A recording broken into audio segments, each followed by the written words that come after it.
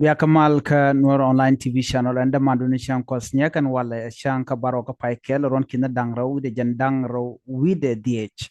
Uh, Take up the Mugur Jeno Banyoka Yakel ka Kui la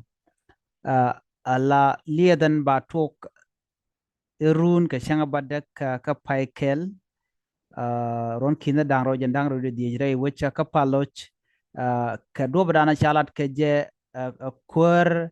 Minister of Petroleum puot kang teroj michalar gwaseme a jene South Sudan be oil production be je toka block 3 kene 7 ka changa badda ka paikel ka be barrel to shop ke kini ti jen bangwan ala 90,000 barrel per day ka chankel baka kamarar ka petroleum one ke long 90,000 barrel de kono shole shet ke tapini ti kine jen bangwan so la lia the dana ba kamra 90,000 barrel per day ba kam karar ala petroleum ka palosh ka baje to ke chanka dokan be charaj mo chaje kwen ka do badan en chalat ke je ajane en lia me point ala transportation de ke do badan gwadan banang tinen liet ke jen rewi ka so Sudan ala crude oil do badana banang je ke gwadan ba joti tin ba joti nika Port Sudan keret si ka chala do sha security chajer ya leka lo telerik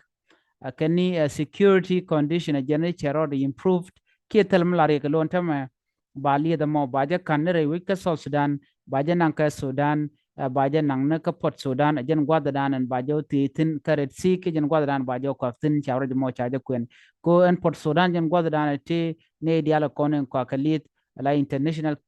community den kon la bi kalit bi kana ben kok ke baje ti tin ko baje kul nang win to gol jen gwada la diala ka welat ka tin shipot kang chawre mo chaje kwen no jen en tam 90,000 barrel per day ba ka kam karar ka jen petroleum mo ka palush ba ko kwak roj mo che kwen neme chala do information mo gwalong ko gwi ke jeno their economy de jaga jagwa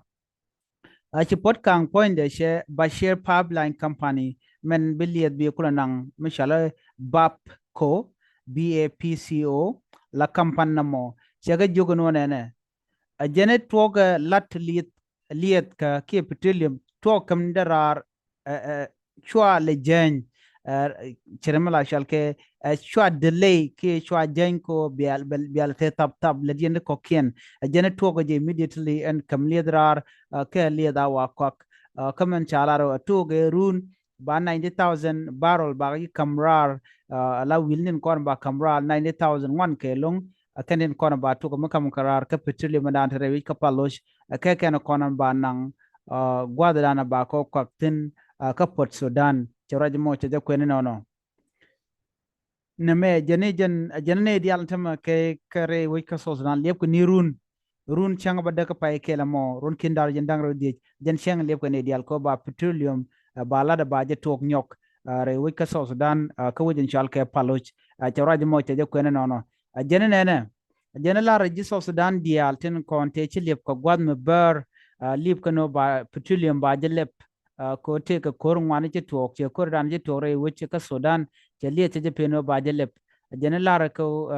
thank you ke la ka taslai ko shi ka lep bita ke ci lep gwa telene ti ci rwal ke telene ti ci lodien je ko ngai ka ni je no tenrikten jene la ya taslai je lung ka ta dan en sharot ke shaje root en shang be to kontine ko economy we dan che jek che roj mo che jalar ajene ne me jeg ne ya be che long ka tam go ne no ba no mo ba je to ko ba economy we dan ba jaga jaka mo go anyok bi chojdan shu ke dore we ka so Sudan boro de kap chon ke chojdan en chu we dan ajene na ajeni ajene 70% ko yal production ba kamrara we ka palosh no jeni baje togurun ka ken kwak to tin ba kwak jeni ba stabilize ni ke ba real economy kare we ka so Sudan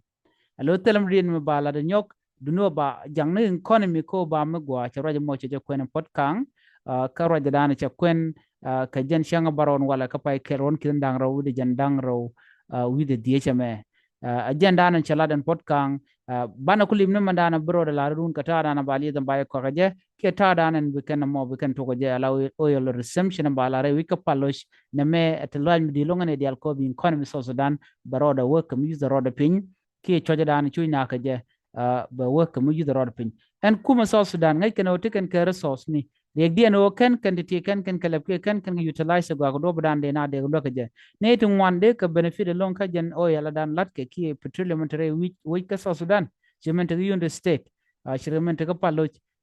dum non tem cha gu jen o ka kwi ko re ti to ke wan che yar dum non tem che so sudan ken sudan ti ro den nyoko leng ko ba le da mo ba je lep cha ra je mo cha je kwen pot kang ala kwer petroleum ki minister dung petroleum re we ka so sudan janan go de nyo yekel en ban nyo je ko mo dien kale dan en bukon leling